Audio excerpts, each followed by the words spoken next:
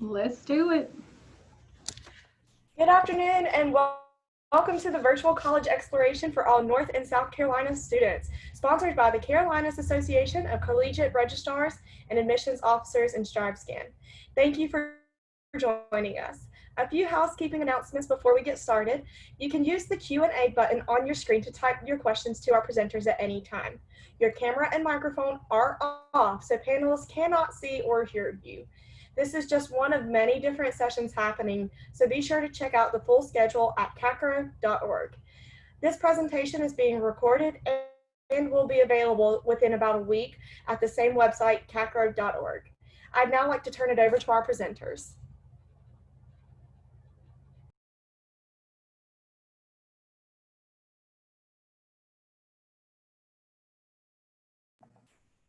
So, hi everyone. My name is Sierra Frierson.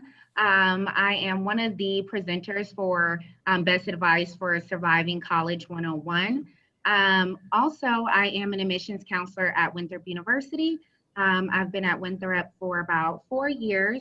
However, I'm also an alum, so I also know the process that you all are currently going through, and I also wish that I had someone to give me this advice. So I hope the information that you all learned today will be helpful in helping you succeed throughout your academic college career. And following Sierra there, my name is Casey Whitmire, and I am also an admissions counselor from Brevard College. I was a graduate here where I studied multiple things, so I can help you guys along this process as well. Hello, everyone. My name is Aisha Steele. I am an admissions counselor at the College of Charleston in Charleston, South Carolina. I am so excited to be here with you guys, and we are excited to give you this presentation on surviving college. And we are going to go ahead on and get started.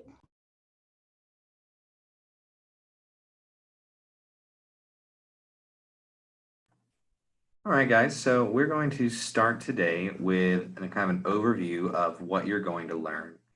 So some of the things we're going to talk about are developing your college schedule, managing some of that time that you're going to be spending at college, understanding a syllabus, which you should probably receive from just about every class in college, how to effectively take notes and some note-taking strategies, how to manage your money, prioritization and communication, like I said, how to effectively study, how to succeed academically, knowing the benefits of networking, being involved in your campus, and the importance of self-care.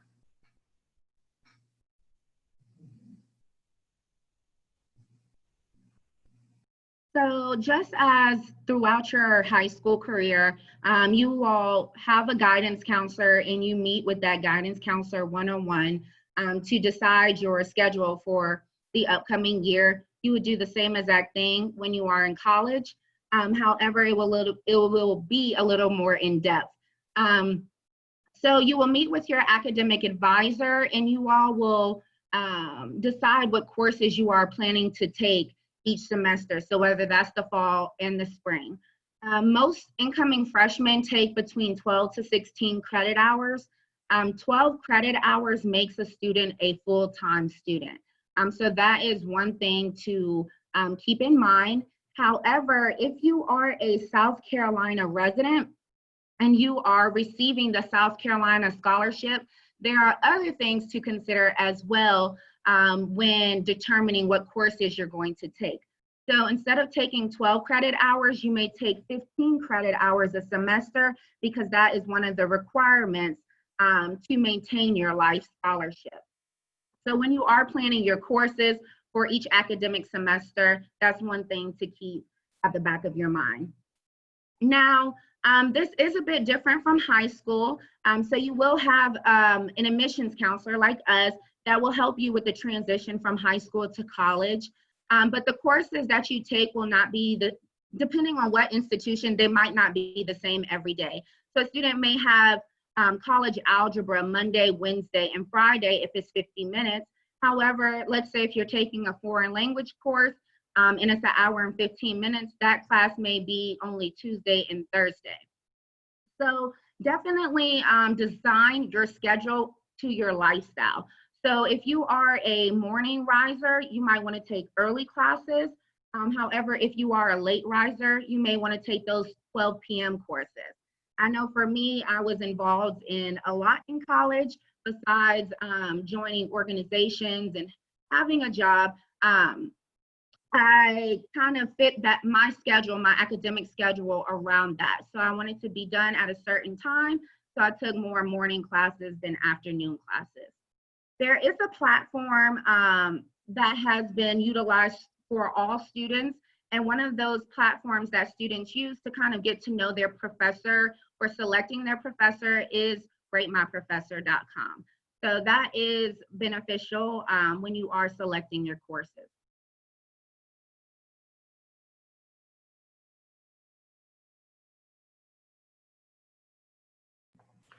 All right, guys, so I'm going to talk to you a little bit about time management. While you're in college, it's a good idea to have some type of planner. You can have either the traditional paperback planner or keep something on your phone or your tablet, anything that will help you kind of manage your time and see what you have going on that day.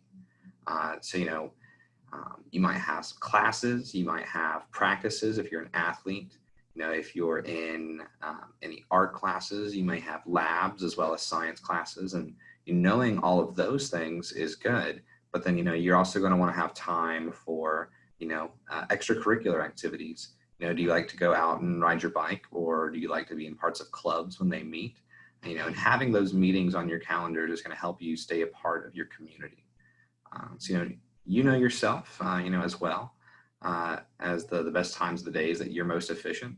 So, if you know that you're going to be really efficient, after in the afternoon or evening, right after class, but some of your friends are wanting to go hang out, at the quad or something like that, maybe take your homework with you, do the things that you're going to be the best at when you know that you'll be up to par for doing them. One thing we'll talk about is time blocking.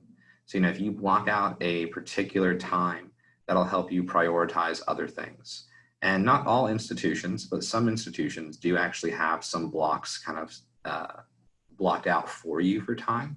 As an example, here at Brevard College, if you're an athlete, we have an athletic window that no classes are scheduled within. So that's a time that you can not have to worry about, is this class going to conflict with my practice? Because all of your practices would be in that time period. So, overall, we'd just like to talk to you about, being aware of time and how, it's easy to get lost in track of things in college. But hopefully through time management, you guys can be successful there.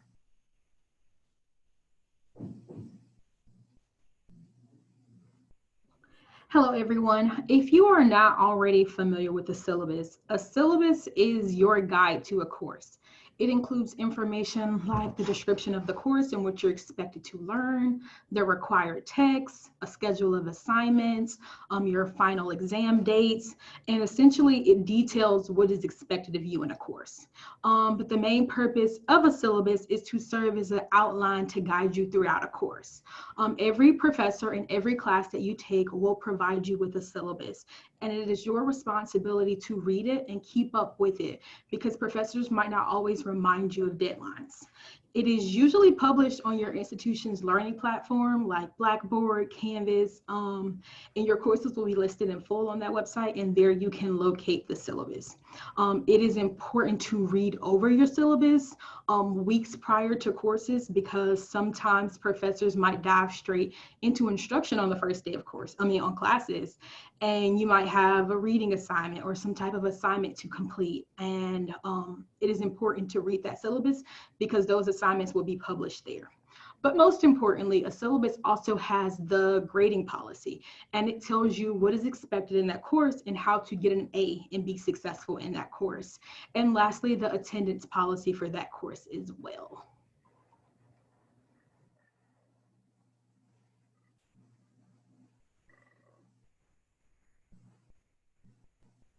So you should be consistently improving your study skills over time.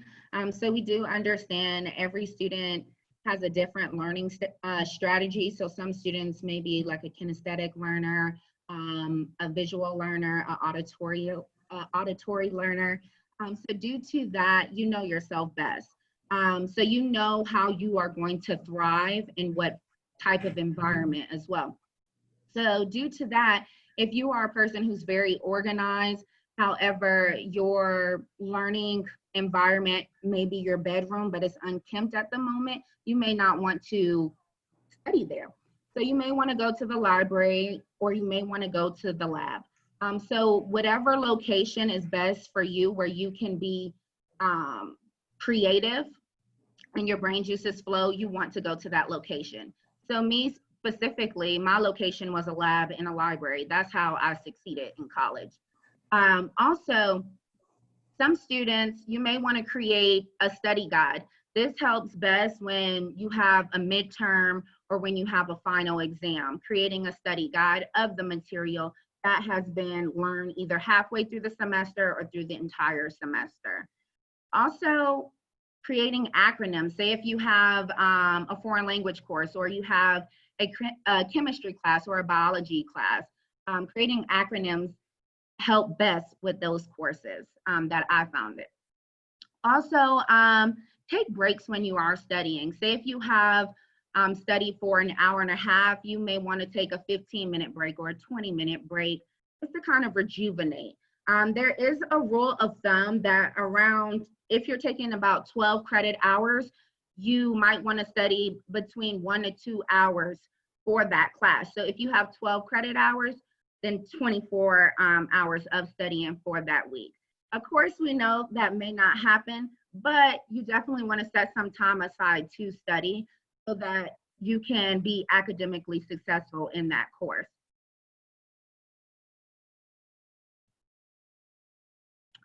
Also, effective note-taking is going to be beneficial in college. Some people may learn best when jotting notes down on a computer. Say if you know your handwriting isn't the best, you may want to take notes on a laptop. However, with retrieval cues, rewriting and writing those notes over again is going to help you to succeed. It's going to help with academic retention as well and comprehension of the material. So say if your professor has already printed out the presentations, it's best to rewrite those notes into your own words for a multitude of reasons. The main one is, say if there's vocabulary that or terminology that you are unaware of, it's best to write that in your own words.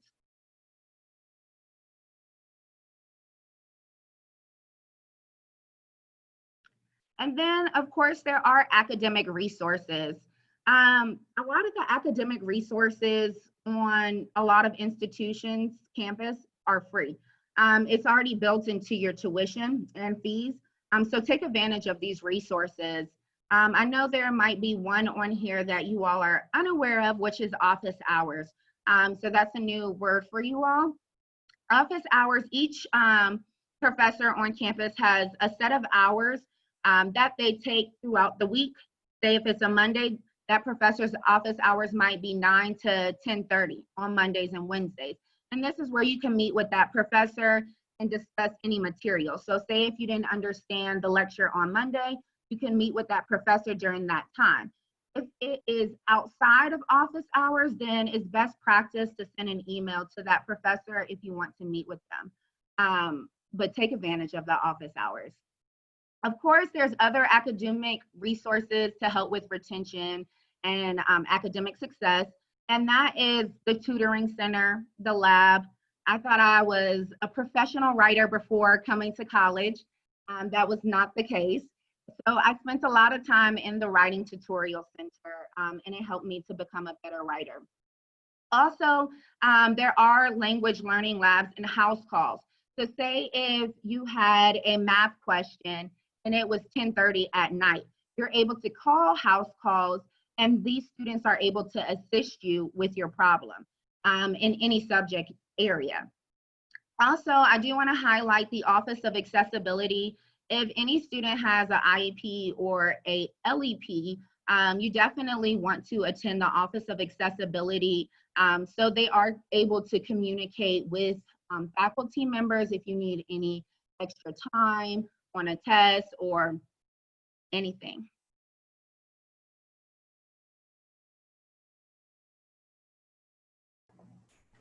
All right, so the next thing we're going to touch on is money management. So, that's something that some of us will always struggle with and others are great at already. I'll let you decide which one of those I am. So, we're going to learn how to recognize your want versus your need. You might really want that big screen TV for your dorm, but you need your textbooks. So, you're going to be kind of balancing some things here and there. So you're going to want to track your spending. If you've gone out to eat every week or every day this week, you might not want to do that every day next week because you're going to rack up a lot of money that you've been using.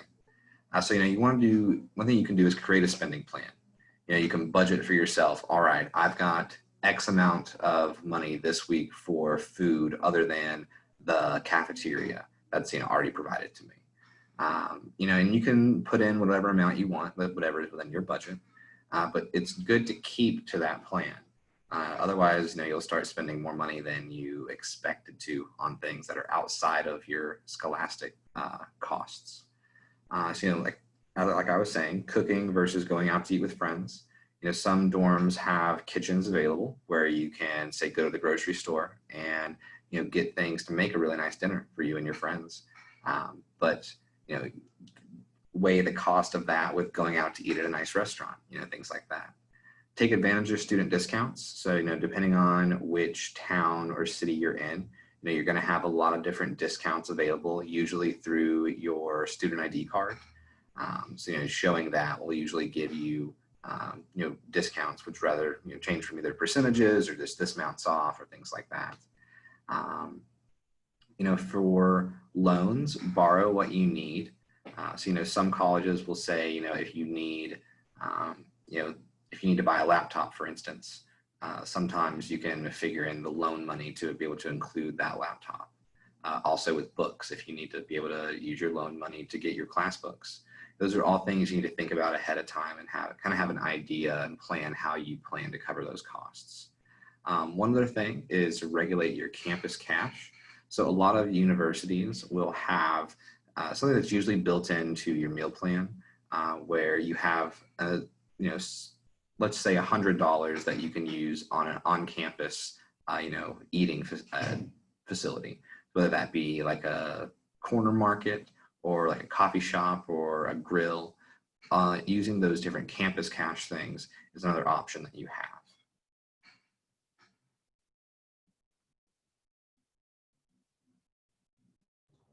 So prioritizing and communication is a big part of time management, like Casey mentioned. College will be a life adjustment for you. There won't be parents and teachers constantly reminding you to stay on top of your studies. A key tool to being successful in college is prioritizing.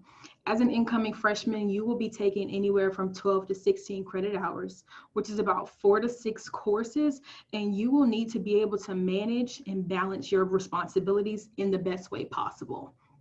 And you do this by keeping a planner or some type of checklist to manage your priorities. You need to ensure that you are always aware of deadlines for tasks and priorities, and you need to stick to those deadlines and be as proactive as possible. Having a social life is very important, but it should not become before your studies. You have to set boundaries and make sure that you are managing what's important. Second is to always check your email. The main way of communication, especially with your professors, is via email, and staying connected is also a major key for success in college. And lastly, be proactive, not reactive. We've all been in situations where we've waited to the last minute to do something, and whether it turned out okay or not, it caused some type of stress. And prioritizing will help you stay on top of your work and ensure that you are not procrastinating and doing things at the last minute. And it will save you, again, time, stress, and it will definitely yield better results because you'll be better prepared. And don't forget, while you're in college, what is your purpose? And that's to be successful and learn. Know what's important and prioritize that. And do not forget to have fun and relax. To piggyback off of what Aisha stated about the communication and always checking your email, when you all are going through the admissions process, you'll have an admissions counselor. And usually the contact information that you all have on file may be your personal email address or it might be your student email. Make sure that you are using your personal email address because once you all graduate from high school, that email address gets deactivated. Throughout the admissions process, usually around the summertime, you transition to using that institution. So it might be Brevard's email address that you have or College of Charleston's email address. So definitely be proactive in checking your email.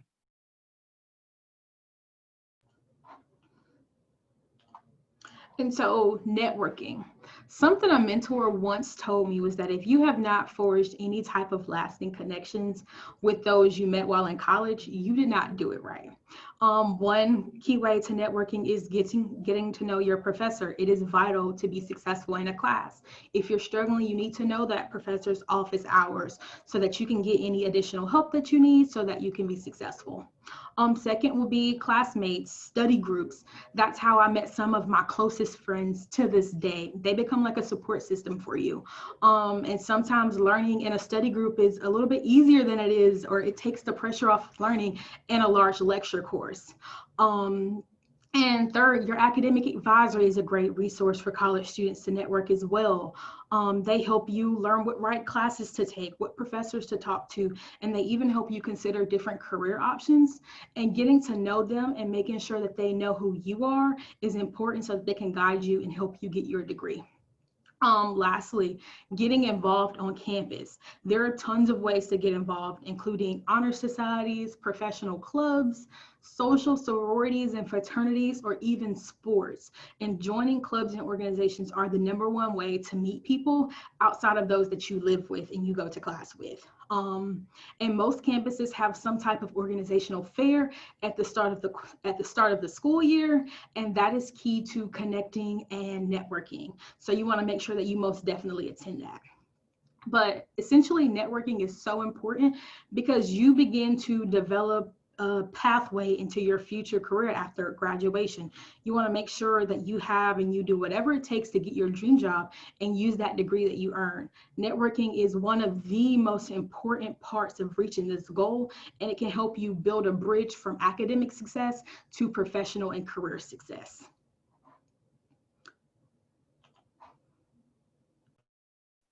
That was a great segue into social life for college. So there's a lot of ways to get involved while you are at whatever institution you decide to commit to. So this can be through Greek life, student organizations. I know for Winthrop University, we have like close to 200 clubs and organizations. However, if students don't find the club or organization that best fits them, then they are able to create their own organization. So you are able to find your own niche. It's important to get involved into social life on campus because it helps foster soft skills. Of course, another one is networking opportunities, but it helps you to be collaborative in working with teams. Like Aisha stated before, the biggest opportunity that you will have is not only welcome week, but it starts before that, and that is going to orientation. So when students go to orientation and meet all of the students who have been accepted at that college, at that specific college, that's how you're going to start, that's how you're going to be able to start networking and finding your group and finding what best works for you. But say if student organizations isn't your niche, then when you do attend a welcome week, then you can be a part of a number of things. So that might be attending movie night. It might be Greek life. It might be an organization. It could be whatever you want it to be. But another way students do get involved socially is even so small to leaving their residence hall open so other students can come in and engage in that interaction. Something so small of doing that would be, oh my gosh, I love your room. Where did you get this from? So they can do that too. And that starts the connection right there and can be a potential friend that you just met to a lifelong friendship and lifelong memories as well.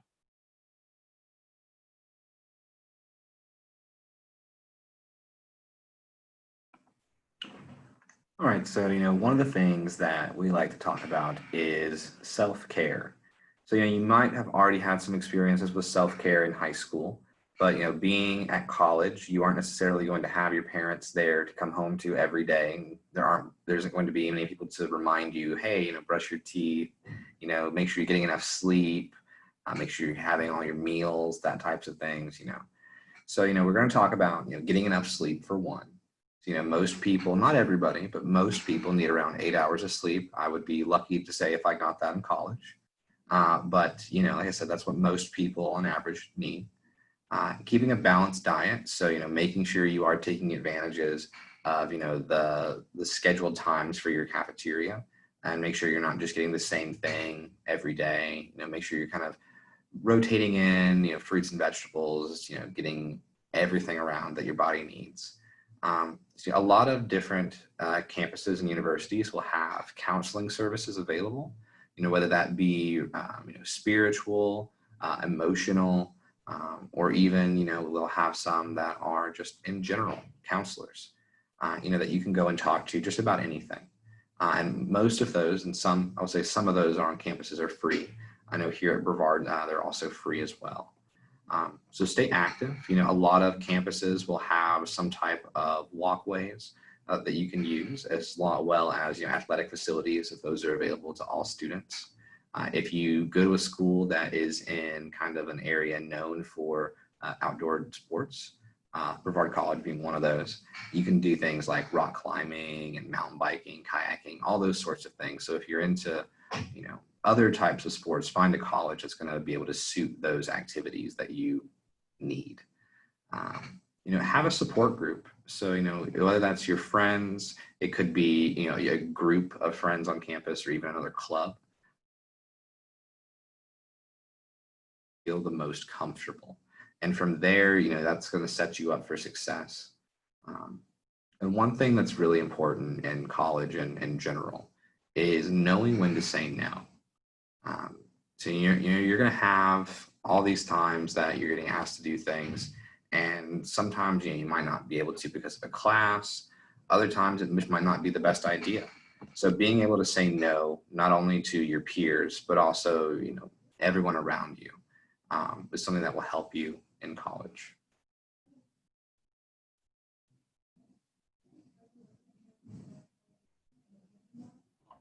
So that concludes the presentation portion of this panel. Now I'm going to stop sharing the screen and we're going to open up the chat for any questions. So if you have any questions, please include it in the chat feature and we will try to get to as many as we can.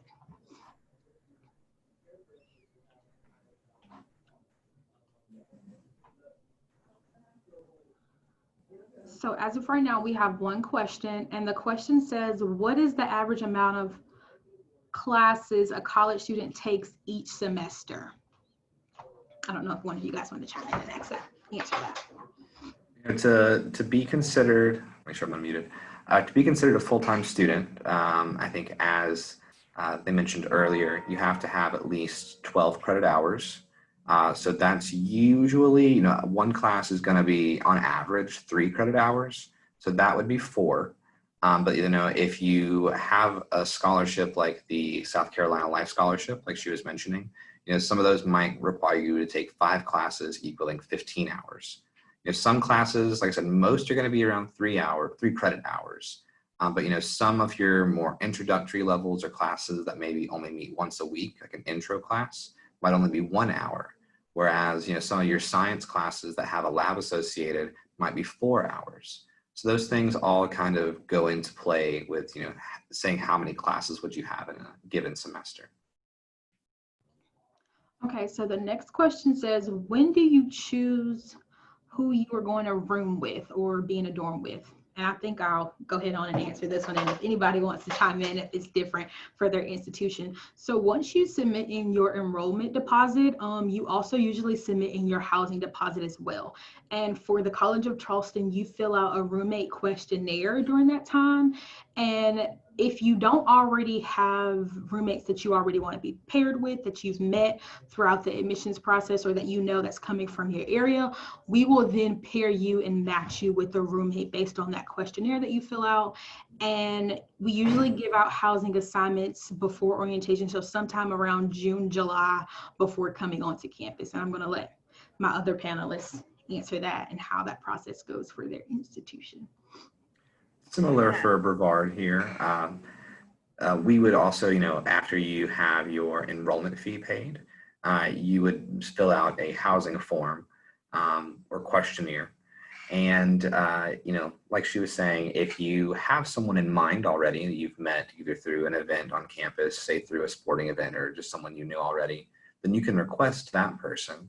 Otherwise, they would try and find someone that you have similar interests, similar time schedules with, people who like to be quiet at the same time, things like that.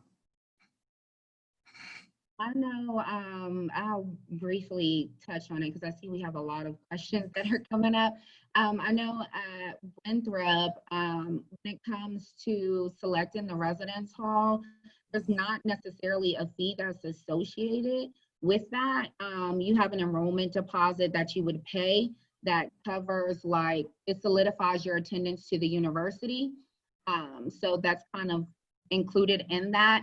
And then you would fill out a survey, so a questionnaire, and it would ask you questions such as, are you clean? Do you like to have loud music? So it'll ask you questions based off of your personality, and just answer it to the best of your ability. Be completely truthful, because that's how you are going to get paired up with your roommate. And then you would receive your, you receive your housing before attending orientation in the summer. Sorry about that. So the next question says, what is the best way you have handled classes as well as a social life? Were there times that you couldn't manage that well? And I'm gonna add on, and how did you manage it? And how did you get through that situation? Because you all are professionals and successful now. So how did you get through that college experience and managing your time? For me, it was definitely prioritizing. I knew I had a goal at the end, and that was to succeed academically. For me, I did not want to lose any of my academic scholarships while I was in college. So I definitely had to prioritize. Your best friend is going to be a planner, a college planner. That is the first thing that you are going to get when you go to orientation as well. So kind of setting time aside for your classes, setting time for your friends. And also, like we said before, sometimes you have to say no. Sometimes I did miss out on the party scene, but it's okay, because there was another one the next week. So if I had my classes, if I had my assignments done, if I had my papers done, then that's when I could go ahead and go out with friends.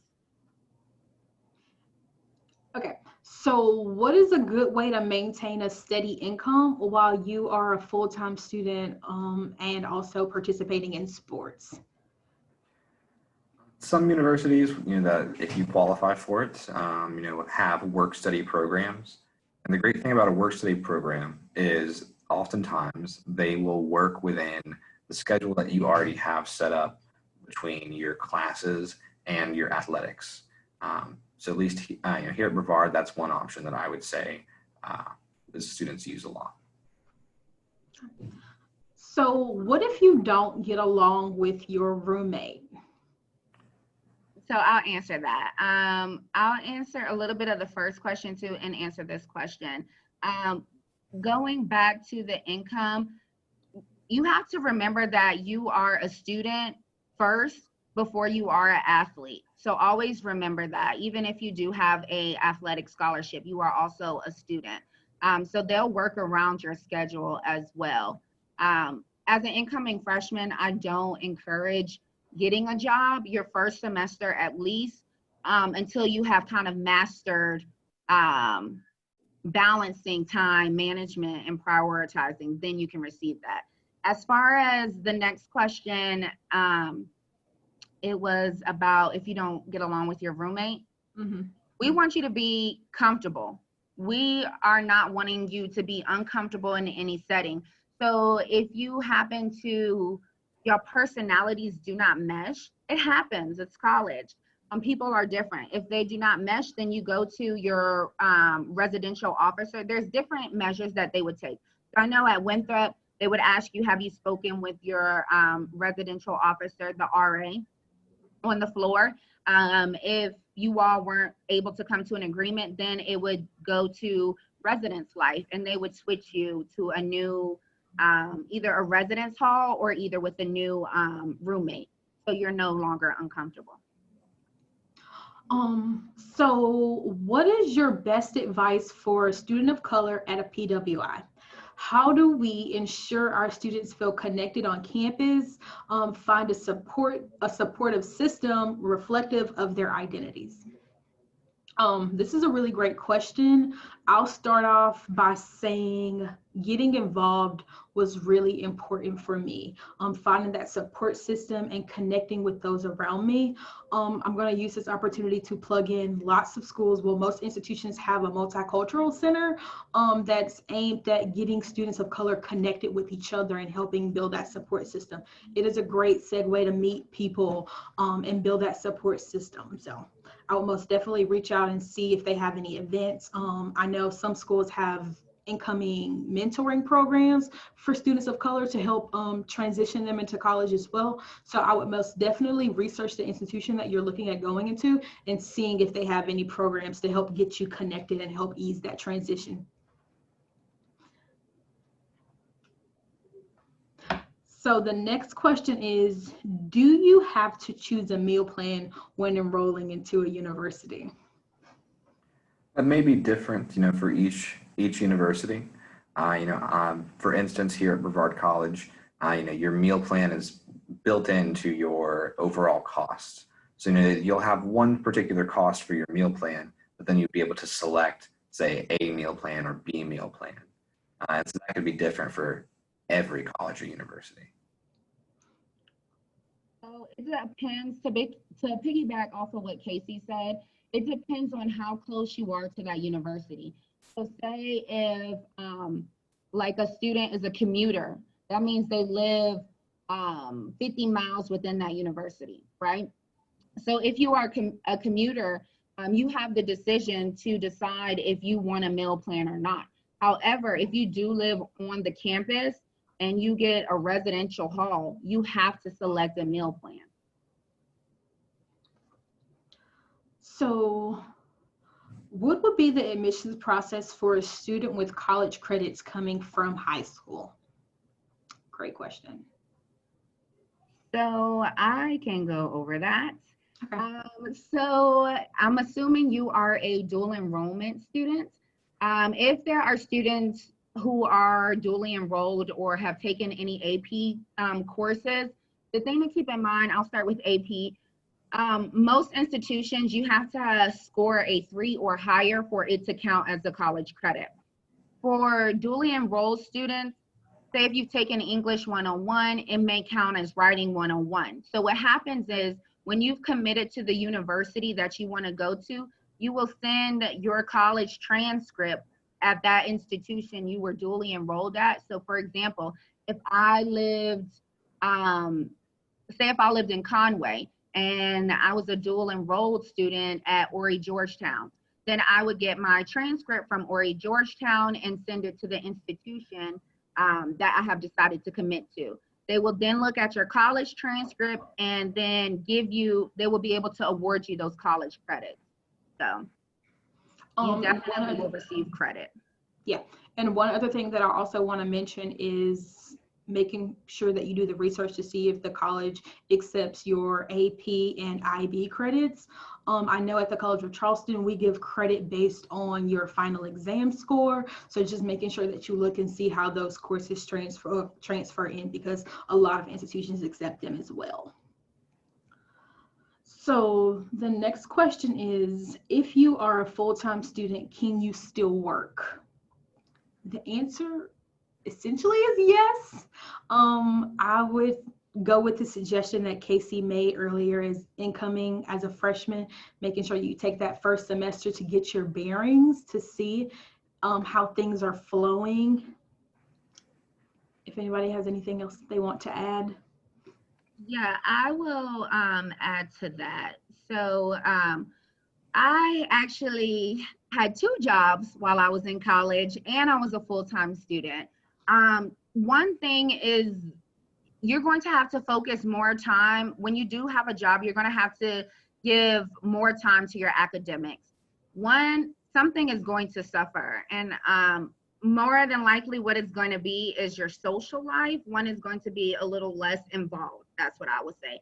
So as an incoming freshman, unless you have work study, or unless you are able to be involved with your job on the weekends, I personally wouldn't recommend it, because your freshman year sets the foundation of your success. So if you have a 3.5 GPA, it's going to be easy to maintain that 3.5 GPA. It's either going to, it's going to increase. However, if you devote a lot of time to social life or your work life, then your academics are going to suffer. So I wouldn't recommend having a job your incoming freshman year unless, like I said, unless it's a weekend job or it is built in for work study. When I had a job, I decided to be a server and a Spanish peer tutor, but I was already so involved on campus, I was able to juggle this as a junior, but I did not do it in the foundation of my years as a freshman and a sophomore. So I think we have time for one more question, and it says, what is the best number of activities to be involved with during college? I mean, I would personally say as many as you think you can handle. You know, let's say you're a student that has a wide array of interests and you're lucky enough to go to a university that has outlets for all of those interests. If you can manage your time effectively, you can do as many things as you would like. And that's advice from one person. Some other people might say, take some time off and really focus on your studies, and then those other things can all come later. But if there are things that you're really passionate about, I would encourage you to flourish and find all those things that you are passionate about. So in respects to time, I'm going to wrap this up.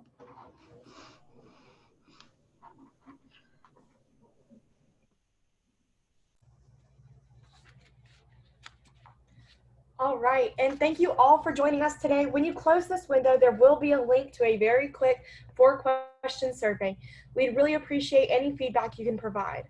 Also, this was just one of many sessions being hosted, so be sure to sign up for additional sessions at CACRAO.org. In about a week, you'll be able to find this session's recording as well as all of the other session recordings at CACRAO.org. Thank you very much and have a great day.